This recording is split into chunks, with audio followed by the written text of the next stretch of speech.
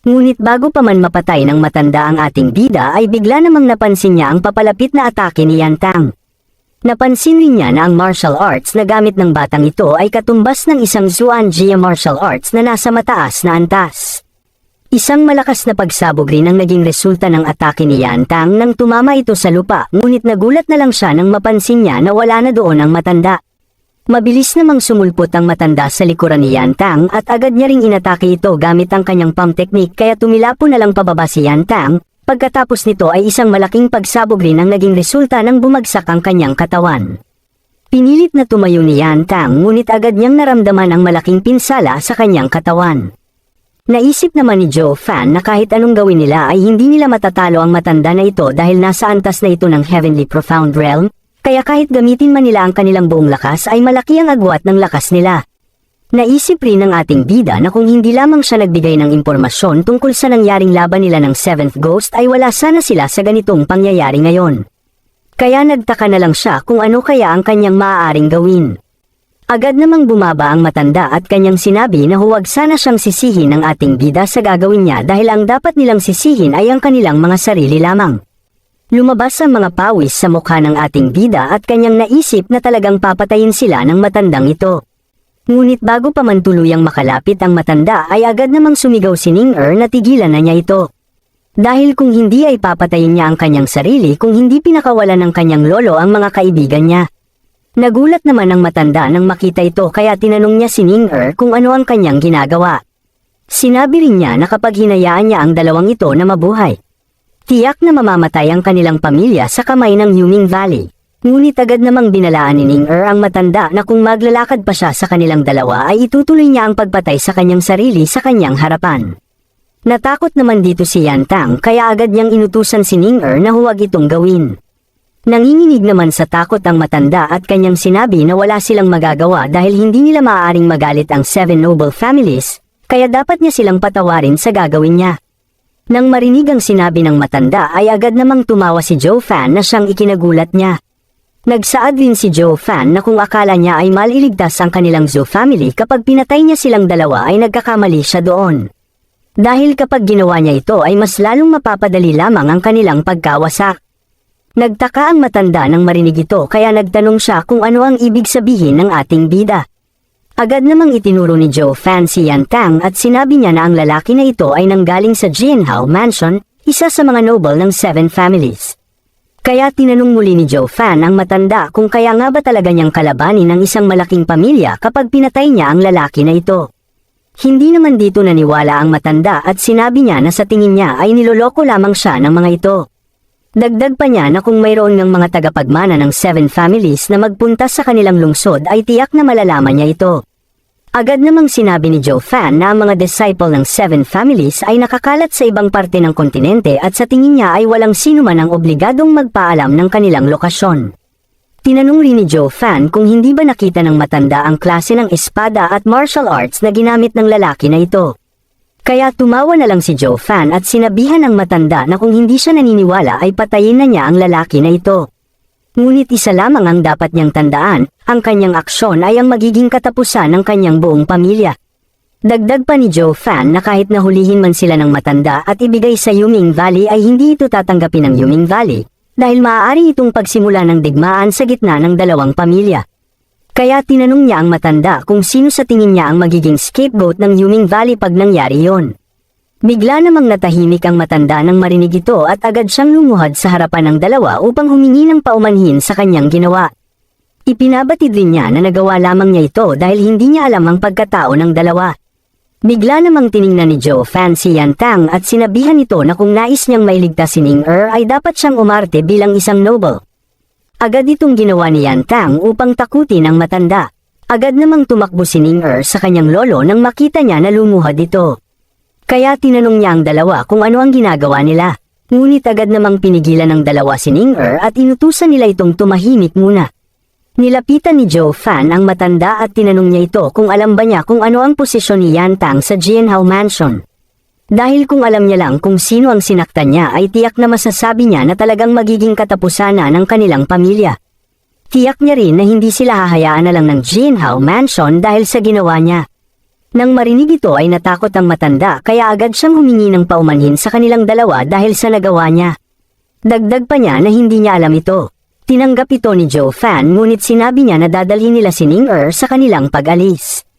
Nagsimula na ring umalis si Joe Fan at pinaalala sa matanda na dalawa lamang ang kanyang pagpipilian, ang bumalik ito sa Yuming Valley o lumipat ang kanilang pamilya sa Jianhao Mansion bilang bagong pamilya na kanilang susundin. Bigla namang hinawakan ng matanda ang paa ni Joe Fan at nagmakaawa na huwag niyang dalhin si Ning-er. Dagdag pa niya na hindi na mahalaga kung nagkaroon man ng alitan si Ning-er sa elder, dahil kung kukunin nila si Ning-er ay talagang mawawasak ang kanilang pamilya. Dagdag pa niya na wala siyang pakialam kung magalit man ang Jianhao Mansion sa kanila, kaya hindi siya papayag dito. Nagulat naman dito si Joe Fan nang marinig ito at naisip niya na maaaring nais ng matanda na ibigay si Ning-er sa Yuming Valley. Kaya agad niyang kinuha ang espada ni Yan Tang at itinapat ito sa mukha ng matanda. Nagulat naman dito ang matanda dahil hindi niya alam ang iniisip ng bata na ito. Agad namang lumapit si Yan Tang sa ating bida at tinanong niya kung nababaliw na ba siya. Tinanong niya rin ang ating bida kung bakit nais niyang patayin ang matanda kahit ang tanging layunin lang nila ay takutin ito. Agad namang pinatahimik ni Joe Fan si Yan Tang at sinabihan ito na makinig ng mabuti sa sasabihin niya. Agad namang tinawag ng ating bida ang atensyon ng matanda at tinanong niya ito kung ano ang balak niyang gawin kay Ning-er. Agad namang sinabi ng matanda na alam niyang gusto nilang dalawa si Ning-er, ngunit siya ay engaged na sa young master ng Yuming Valley kaya hindi ito maaaring mangyari. Ipinaliwanag rin niya na may kasunduan na sila ng Yuming Valley na magkakaroon ng kasal si Ning-er sa kanilang young master pagtungtong niya ng 16 na taong gulang. Kaya ito ang rason kung bakit hindi niya maaaring hayaan na lang na kunin nila si Ning-er. Nagtaka naman si Joe Fan nang marinig ang kasal na ito. Sumigaw naman ang matanda at sinabi na kapag hindi natuloy ang kasal na ito ay tiyak na ito ang magiging dahilan ng pagkawala ng kanyang buong pamilya. Nagtanong naman si Yan Tang kay Ning-er kung ito ba ang dahilan kung bakit siya naglayas sa kanila. Yumuko naman ang matanda at nagmakaawa siya sa dalawa na huwag nilang kunin si Ning-er. Naisip naman ng ating bida na mukhang hindi naman nagsisisi ang matanda na ito. Tinanong naman ni Yan Tang si Joe Fan kung sa tingin niya ba ay totoo ito. Agad namang sinagot ito ng ating bida na sa tingin niya ay ganito nga ang sitwasyon. Ngunit nagtaka naman si Yan Tang dahil alam niyang hindi lang ganoon kadali ang magkaroon ng isang kasal mula sa 7 families. Nagpahayag naman si Joe Fan na talagang tanga si Yan Tang dahil hindi niya alam na ang kasal na ito ay hindi totoo. Sinabi rin ni Joe Fan na kung totoo ngang naisikasal ng Yuming Valley ang kanilang disciple kay Ning-er ay matagal na nila itong ginawa.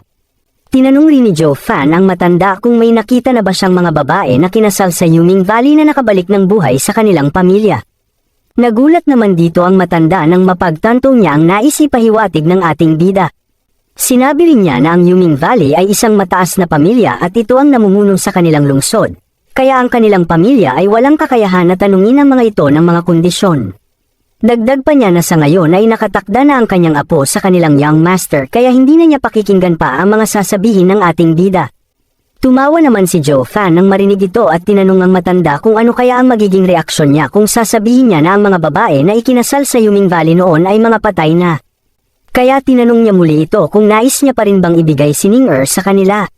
Nagulat naman ang matanda nang marinig ito at tinanong kung bakit naman ito gagawin ng Yuming Valley sa kanila. Alam rin nila na ang pamilya nila ay sobrang loyal sa kanila. Itinaas naman ni Joe Fan ang kanyang mga kamay at sinabi na dahil sa tiwala nila sa kanila kaya nila ito ginagawa. Dagdag pa niya na si Ning-er ay isa lamang furnace na gagamitin nila upang mapataas ang kanilang lakas. Napasigaw naman sa gulat ang dalawa nang marinig nila na gustong gawing human furnace ng Yuming Valley si Ning-er. Ipinaliwanag ni Joe Fan na bilang mga demon cultivator, may isang skill sila na may kakayahang magkolekta ng espiritu at kaluluwa ng tao. Ngunit dahil may balanse silang dapat na gawin tungkol sa yin at yang, kapag nasira ito ay maaaring magdulot ito ng kamatayan sa demon cultivator. Kaya kailangan nila ng isang tao na may pinakadalisay na kaluluwa upang pataasin ang kanilang cultivation. At sa edad na 16 ng babae ay ito ang magiging magandang edad upang magawa ito. Napatanong naman si Yan Tang kung gagamitin ba nila si Ning-er upang magawa ito. Agad namang sinabi ni Joe Fan na ang pagkakataon na gagawin nila ito kay Ning-er ay mataas. Tinanong rin ni Joe Fan si Yan Tang kung natatandaan niya pa ba ang martial arts na ginamit ng 7th Elder sa kanila, dahil ang martial arts na ito ay isang Zuan tier martial arts skill. Ngunit hindi pa ito malakas dahil sa tingin niya ay hindi pa kumpleto ang teknik na ito. Kaya sa tingin niya ay hindi pa sapat ang human furnace na kanilang nagamit upang makumpleto ito.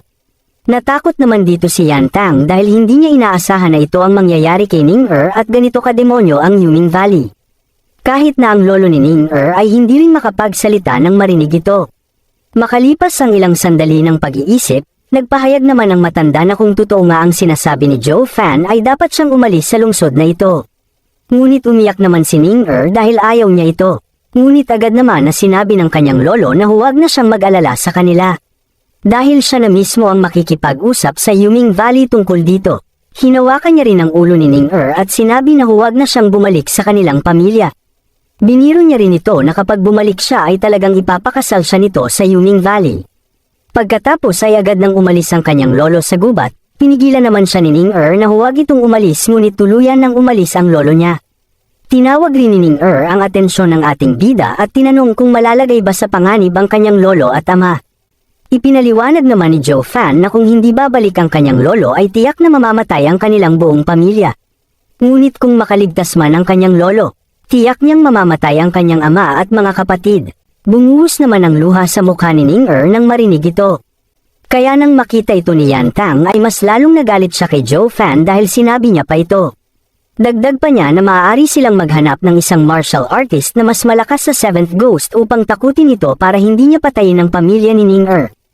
Agad naman na sinabi ni Joe Fan na ang kanyang plano ay hindi gagana. Dagdag pa niya na magkapareho silang dalawa ng elder na ito kaya sa tingin niya ay alam na niya ang maaaring gawin nito. Una, alam niyang galit na galit ang elder sa ginawa nila kaya sa tingin niya ay desidido na ito na papatayin niya ang Zhou family kahit na ano ang mangyari. Ngunit dahil alam nilang wala doon ang master ng pamilya, ang lolo ni Ning kaya sa tingin niya ay ang susunod na gagawin ng mga ito ay mag-iiwan ng ilang buhay na pamilya upang malaman nila kung nasaan ang lolo ni Ning Ngunit kapag bumalik na ang lolo ni Ning sa kanilang pamilya ay tiyak na magdedesisyon ng 7th elder na tuluyan ng patayin ang buong pamilya niya. Agad naman na hinawakan ni Yan Tang ang damit ni Joe Fan at sinabi na sa tingin niya ay hindi ito mangyayari at hindi ito magagawa ng Yuming Valley. Ngunit sinabi naman ni Joe Fan na ito ang mangyayari at magsisimula ito kapag bumalik na ang matanda. Dagdag pa niya na mali ang pagkakaintindi ni Yan Tang sa lakas ng isang tayang Zuan Master na antas dahil hindi lahat ng may ganitong antas ay malakas. Nilapitan niya si Yan Tang at sinabi na ang halimbawa nito ay ang lolo ni Ning Sinabi rin niya na hindi takot ang matanda sa kanilang dalawa, sa halip ay takot ito sa mga master na namumuno sa kanyang pamilya at sa patriarch. Dagdag rin ni Joe Fan na kung naging pabaya lang ang matanda ay tiyak na kaya rin nilang patayin ito at hindi man lang ito lalaban dahil takot ito sa kanyang pamilya. Bigla namang sumigaw si Ning sa dalawa at pinatigil niya ang dalawa sa pag-aaway. Agad rin na sinabi ni Ning na alam niyang totoo ang mga sinabi ni Joe Fan sa kanya. Ngunit nais lamang niyang malaman kung maiiligtas ba niya ang kanyang buong pamilya sa kamatayan kung sakaling babalik siya. Kahit na gawin pa siyang human furnace ng 7th elder ay okay lang ito sa kanya. Agad namang pinigilan ni Yan Tang si Ning nang marinig ang nais niyang gawin. Napabuntong hininga naman si Joe Fan at sinabi niya na sa tingin niya ay maaari itong gumana. Ngunit nais pa niyang sabihin ang ibang paraan, ngunit agad siyang pinatigil ni Ning at sinabi niya na maayos na sa kanya ito. Nagpasalamat rin siya sa dalawa dahil sa mga naitulong nila, ngunit mukhang ito na ang araw na kailangan nilang maghiwalay. Nagsaad rin si Ning na nanghihinayang lamang siya na hindi siya nakabisita sa Jinhao Mansion bago pa mangyari ito. Kaya sa huli, ito na ang magiging huling paalam niya sa kanila. Pagkatapos nito ay agad na naglakad si Ning pabalik sa lungsod. Pinigilan naman siya ni Yan Tang sa nais niyang gawin, ngunit sinabi na lang niya na dapat niyang kalimutan siya. Dagdag pa ni Ning na ayaw na niyang maging pabigat sa kanilang dalawa, kaya mas mabuti pa nakalimutan na lang nila siya. Dagdag pa niya na pagsisisihan niya ito, ngunit kailangan niya itong gawin. Napaiyak naman si Yan Tang nang marinig ito, habang si Ning ay nagpatuloy na sa kanyang pag-alis. Kahit na si Joe Fan ay wala na ring nagawa dahil naiintindihan niya ang nais gawin ni Ning Sa huli, hindi pa rin tumigil ang mga luha ni Ning dahil maaaring ito na ang huli nilang pagkikita na tatlo.